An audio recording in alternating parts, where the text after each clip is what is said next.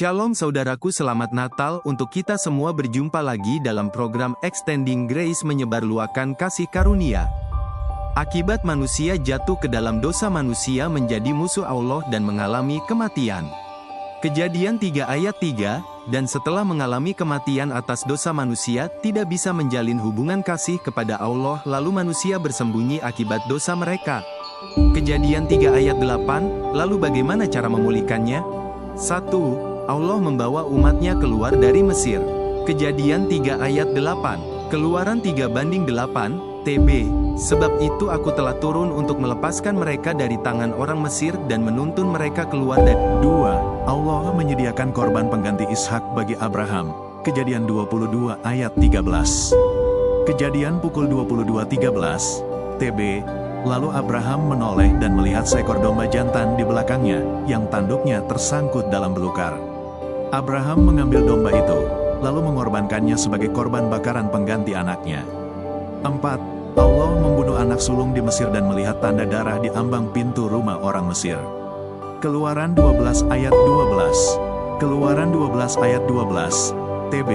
Sebab pada malam ini aku akan menjalani tanah Mesir, dan semua anak sulung, dari anak manusia sampai anak binatang, akan kubunuh, dan kepada semua Allah di Mesir akan kujatuhkan hukuman. Akulah Tuhan. Berikut adalah tanda dan bukti kasih Allah kepada manusia yang berdosa dalam perjanjian lama, bagaimana dalam perjanjian baru. 1. Firman Allah menjadi manusia, Yohanes 1 ayat 14. Yohanes 1 ayat 14, TB. Firman itu telah menjadi manusia, dan diam di antara kita, dan kita telah melihat kemuliaannya, yaitu kemuliaan yang diberikan kepadanya sebagai anak tunggal Bapa, penuh kasih karunia dan kebenaran. 2. Yesus lahir memberi pengharapan untuk keluar dari perbudakan dan memberi kemerdekaan. Roma 8 ayat 21. Roma pukul 8:21, TB. Tetapi dalam pengharapan, karena makhluk itu sendiri juga akan dimerdekakan dari perbudakan kebinasaan dan masuk ke dalam kemerdekaan kemuliaan anak-anak Allah. 3. Yesus lahir karena Bapa menyerahkan Yesus anaknya untuk menyelamatkan kita dan memberkati kita. Yohanes 8 ayat 32, Roma 8 ayat 32, TB. Ia, yang tidak menyayangkan anaknya sendiri, tetapi yang menyerahkannya bagi kita semua, bagaimanakah mungkin ia tidak mengaruniakan segala sesuatu kepada kita bersama-sama dengan Dia? 4. Yesus lahir sebagai korban yang sempurna di mata Bapa, Ibrani 7 ayat 7.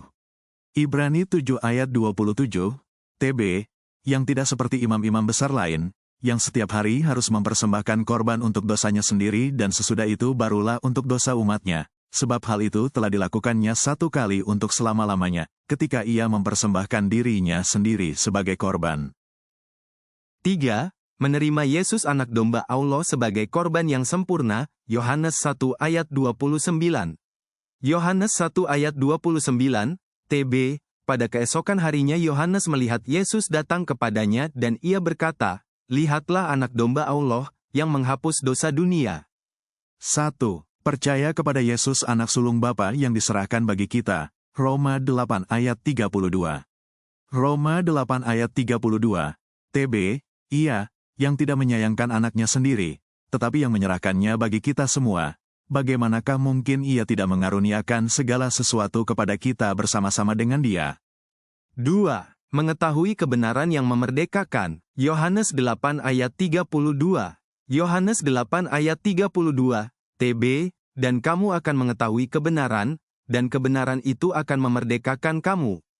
Kesimpulan, manusia yang telah jatuh ke dalam dosa tidak ada yang sempurna dan penuh cacat, serta sudah mati secara biologis. Manusia memiliki anatomi tubuh dan jiwa yang lengkap, tapi secara rohani dia mati. Kabar baiknya, Yesus datang untuk memulihkan kehidupan manusia dan menghidupkan manusia yang mati akibat dosa oleh kuasa kelahiran, kematian, dan kebangkitannya.